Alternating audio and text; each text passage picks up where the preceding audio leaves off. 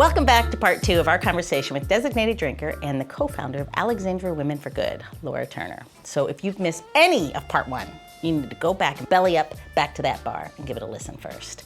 We promise to save a seat right here for you. Right, Gina? Yes. Absolutely. Absolutely. Between us, like a cozy little... A little like burrito. Like a burrito. Oh, burrito. There you go. Getting cozy. In underwear, spandex underwear. So anyway... So Laura, in part 1, you shared your journey becoming the amazing person that you are, just a little bit, the why behind Alexandria, and the why behind Alexandria Women for Good. So let's kick off part 2, shall we, with just give me a little soundbite and make sure our listeners get exactly what Alexandria Women for Good are, just in case they missed part 1. Yeah, absolutely. So Alexandria Women for Good is a group of local Alexandria-based women who come together once a quarter to nominate local nonprofits that we want to support together. So we buy in at $100 a quarter, pool our money together to support local nonprofits. We've had 5 donations so far that we've been able to make to our community. And then in addition to that, we've built great friendships. So strong female friendships, wonderful networking and business opportunities. And, you know, when we look at what we want to accomplish in 2024, we're really looking to increase our membership, which is directly correlated to the size of the donation we're able to provide. And then also looking to not only support local nonprofits with our funds, but also with our time and effort. Okay. So we'll really start to focus on building some group, volunteer, service type of opportunities as well. That's great. That's great. And I want to, let's go get a drink, because I want to come back and I want to talk about, you've done this yourself along with your co-founder. I'd like us, when we come back from a cocktail, talk about how other people can do the same. Absolutely. All right, let's get this lady a drink. So this is like one of my favorite things. I love lemongrass and I love this time of year. It's like so delicious. It's just my thing. I get all excited. So this is lemongrass that's been steeped with a little bit of sugar, coconut. I put bay leaf in it, cardamom, and then I put the skin of a little bit of orange peel, as well as some of the juice from Asian pears. Actually, these are Korean pears. They're a little bit different. Korean pears are larger than Asian pears, but this is a Korean style pear. And all of it was cooked down together, and I'll leave the recipe in our recipe notes, which you'll find at designateddrinker.show. And what is left is this beautiful, delicious, coconutty, like fragrant elixir, right? I mean, like, there's a lot of words to use in there, but it's exactly what it is. So when you're making something like this, you really don't want to put a ton of ingredients into it, because otherwise it's going to ruin the cocktail. So what we're gonna add is just a little bit more of the fresh pear juice, which if you've ever had Asian pear juice pressed, it's so wonderful and it's delicious. We're gonna put in an ounce for each cocktail, so I'm making 2, so we're gonna put in 2 ounces. And then we're gonna use, I know it sounds crazy, an Irish whiskey. I know, like, what are we talking about here? The Irish whiskey we're using is a little Teelings. Teelings has an amazing vanilla aroma, and we're like really wanna highlight what's inside of our coconut milk that we made, so we're gonna use that. And we're gonna put in there 4 ounces, because we're making 2 cocktails. And now, here comes the winner, right? How much of this deliciousness are we gonna put in there? A lot. So we're gonna add to this you're gonna add 2 ounces per drink. And there's a little bit of schmegma in here still, because I let it sit, which is okay. So we're gonna add a little extra, because we're gonna strain it all off. So if you get to see, if you wanna see what it looks like, it's really beautiful. I'm gonna throw that in. And now you notice I didn't add any more citrus or anything to it. It doesn't need it. It already has it in there. It's already cooked in with the rinds. And you can see it all floating around in there, and it's like really kind of amazing. So here we go, I'm gonna give it a little shake. I know, you gotta smile it off. You gotta move it around. All right, when your hands are like ice cold and you can't hold it anymore and they're numb, then you know that you probably shook it, and it smells so good. I cannot describe to you how lovely this smells. You have to make this at home. It's like one of those things, you just gotta make it. You gotta make it. It's gonna be annoying. You're gonna be like, Gina's crazy. There's too many ingredients and whatever. So we're gonna put crushed ice. that Shannon made for me because he's so wonderful, and I didn't have to do it. So it's better. It's the best ice I've ever had in my life. And the reason why we're using crushed ice is because you have, I don't know, it just looks good. Let's be honest. I just like it. You didn't have to use crushed ice. Use it anyways. All right, I'm gonna double strain this because you have all those little bits and pieces of the lemongrass in there. We're gonna fill it up. And there you have it. And I'm just gonna give it a little garnish. And that is that. So cheers. This is delicious. Isn't it? This is amazing. Yeah. Like the lemongrass and the coconut. Mm-hmm. It's like on your nose, it's like a vacation before you even get it to your lips. This is delicious. And it's vegan, right? It is vegan. Look at that. Look at that. Look at that. Vegan. I have a vegan sister-in-law. It's vegan and all the things. So yes, That's delicious. I try I not like to. that. What's the spice that I'm getting through that? Is that lemongrass. really? I put a little bit of like a touch of cinnamon on the top to finish it, but like that is lemongrass. That is lemongrass, and it's like purest form. Wow. You have to like lemongrass loves coconut, right? Right? Yeah. You've ever had yeah. like tom yum soup or like tom kai soup, like it's like in there. And then the base of those curries all start with apples, right? Like apples or pears or something in those curries. So it's like onions, apples, garlic, lemongrass, bay leaves, kaffir lime leaves, whatever leaves or whatever, all thrown in there, all with a little bit of oil, sits there, and then they dump in coconut, right? And it's cooking. That's how it becomes so delicious. Oh, wow. And then however you want to make it, fish, Yeah. whatever, chicken, however you're doing it. But like, it's good. It is really good. And then you make this base and you leave it alone. And then you do, that's why I think, okay, I can do the same thing for cocktails, minus the fish sauce. Yeah. That might change a few things. I mean, I wouldn't want to drink it. That's what I'm saying. No, yeah. But I love the shit out of some green curry. Oh, yeah. It's so Absolutely. good. So good. So good. It's so good. I don't like, you put anything in it, I'm like, that's so good. You put a shoe in it. Like, I love green curry. That drink is delicious, isn't it? It really is. You're going to get a whole one. It's coming. I know. It's But so Louise's good. not telling everybody that she literally got a sip of one, and she's gonna get her whole one. Yeah, Gina's mean to me. She makes me wait. No, she did the. She's like, look at this drink. You can't have one. Not at all. It's most things I don't want to carry 3 of each glass here. It's a production thing. Just so everyone knows, all the beautiful photographs of Gina's beautiful cocktails are taken by people who work on the show, and they look lovely, and that's what they're doing. My drink is off being, judged and photographed. So Yes. it makes me wait, which is patience is good, Yeah, It's moderation. okay. Exactly. So while I wait, where are they going to go to get this cocktail? You're going to designate drinker.show for the cocktails and how-tos and how to join your group, Alexandria Women for Good. Yep. And then come to Instagram and like watch us make it. Yep. Interact, DM, send them a comment, Ask a question. send it forward. Ask. I'm ready. You're like, is that a crab leg or is that a lemongrass? I know. Maybe I'll do an Instagram live. Maybe if it's a good question, I'll do an Instagram live. There you go. Maybe. Oh. In your spandex underpants? Obviously. If I'm going to do it from home, it's going to be done right. So if you didn't catch that, don't worry. Just scroll down into the episode notes. We'll make sure you have hot links again to Spandex. designateDrinker.show, Instagram, so you can see Gina's shining face and I mean, like, grab her knowledge.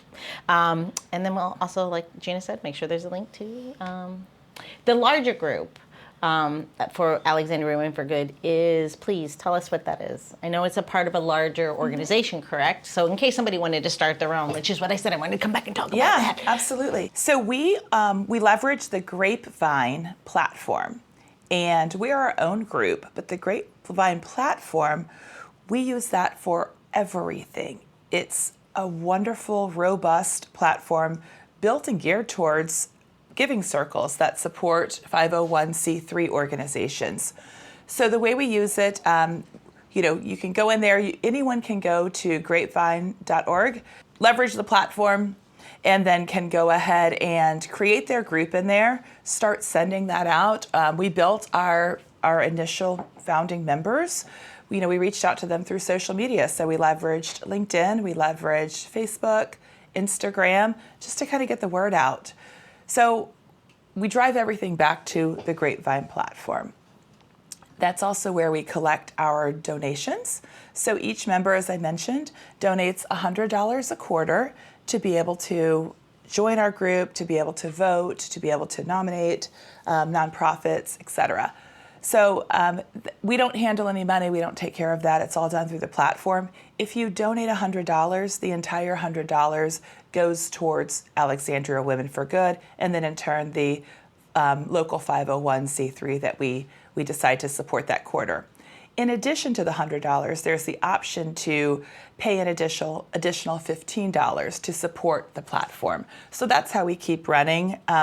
You certainly can opt out of it. If you opt out of it, that doesn't decrease your donation. It's still at $100. We also leverage the Grapevine platform to vet any of these 501c3s.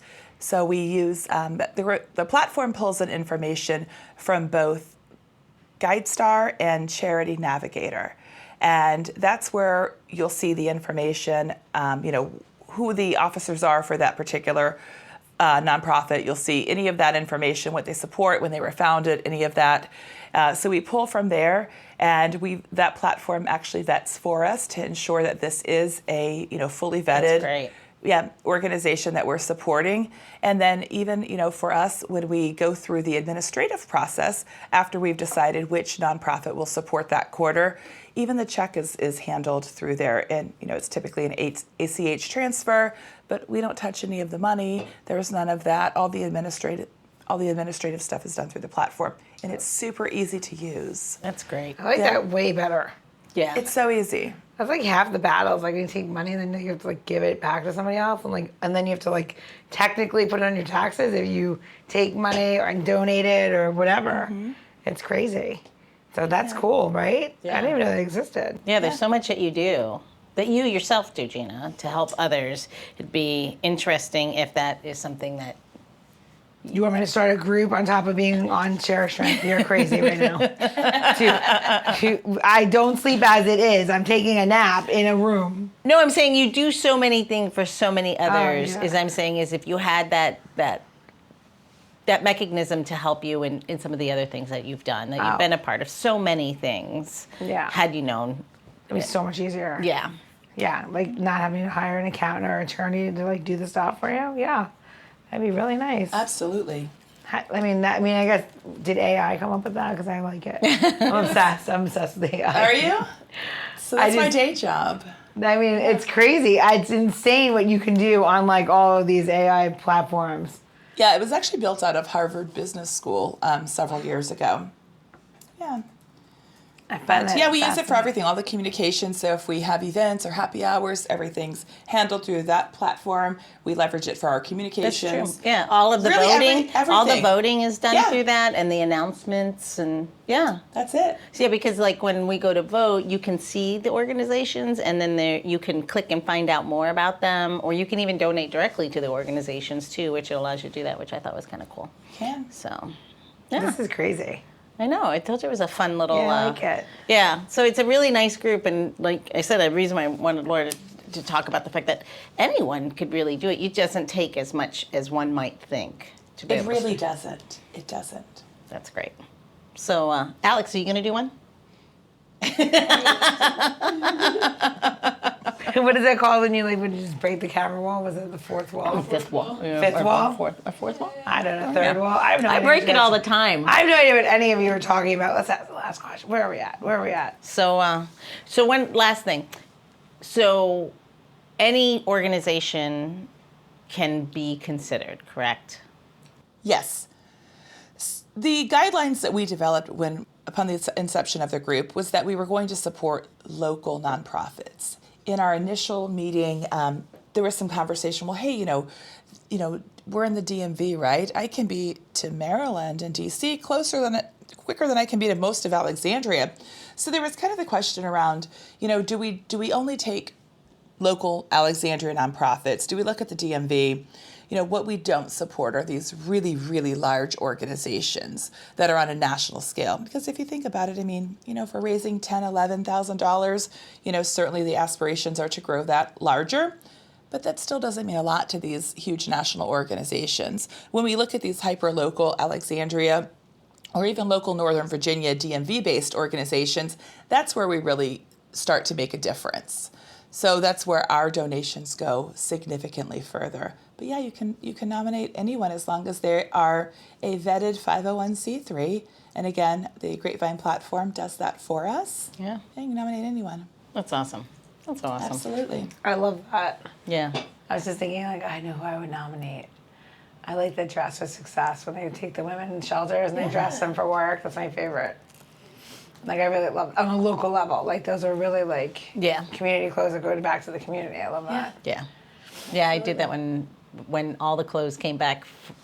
So I'm sure we've mentioned it. I had smoke damage in my home, a lot of things. So when all the clothes went out to be cleaned because of the smoke damage, I had all these clothes that I had been sitting on, ready for Dress for Success. There's a little hump there, a little challenge. You have to make sure everything's cleaned and ironed and on a hanger, which I get. I just didn't have time to do that. Well, after that, they all went out to be cleaned. I'm like, well, all of this needs to be dry cleaned. So I was able to get it all cleaned, and I just put it right into Dress for Success. Oh, it's amazing. Like, on a hanger, that must make somebody feel so great. Yeah, so it was all perfectly done. And Dave's like, why are you saying that? I'm like, because now it's going directly to ready to wear, literally ready to wear. So we're able to do that for women's side as well as on the men's side. I wonder if you could get a dry cleaner to donate those services next time. Maybe. That's actually a really nice idea. All right, so all this talk for Especially good. for coat drives. Yes, absolutely. All right, I'll stop. Yes, I did it for Okay, the coat drives, absolutely. Okay. So all this brings us to your final question, Gina. It's my turn. It is your turn. Okay. So in this day and age, everybody identifies themselves as some sort of spirited animal or creature or mythical thing, right? If I'm asking you to identify yourself as one ingredient for a cocktail or for food, what would your ingredient be? And why does it define you? Or how do you identify with it? Okay, I like this question. It's probably going to be somewhat of an unconventional ingredient for cocktails, definitely not for food. It may seem boring, but I'm going to tell you why. I'm going to go with salt. Love it. Yeah, I love salt. I think it's my love language. But listen, it makes everything better, right? It enhances the flavors. It enhances what's already there. Fun fact about salt in cocktails. So espresso martinis, delicious. Yeah. Put a little bit of Maldon salt on top. It's a game changer. We did that over Christmas. Did you? Yeah. Salted caramel espresso martini. It's so good.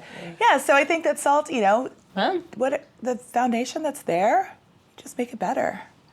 You're going to love eggnog with coffee. Really? I'm going to get back to you on that. I'm going to try it. I'll try it. I love it. That's it. I now know that's what's happening. There we go. All right. Well, cheers to all the wonderful things that you do, Laura. Cheers. You're an amazing person, so thank you for sharing that with us. Thank you. Thanks for having me. Absolutely. Cheers. Cheers. Cheers.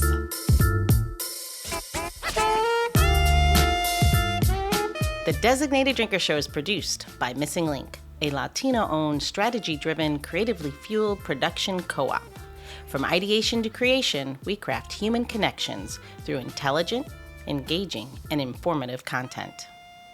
Also in the Missing Link lineup of podcasts is Rodger That, a podcast dedicated to guiding you through the haze of dementia, led by skilled caregivers. Now, if you're looking for a whole new way to enjoy the theater, check out Between Acts, an immersive audio theater podcast experience. Each episode takes you on a spellbinding journey through the works of newfound playwrights, from dramas to comedies and everything in between. Find Missing Link's League of Podcasts on Apple Podcasts, Spotify, or wherever you listen to your podcasts. And while you're there, please don't forget to follow, download, and review the shows. Your reviews help our shows reach new audiences. To find out more about Missing Link, visit missinglink.company. That's missinglink.company.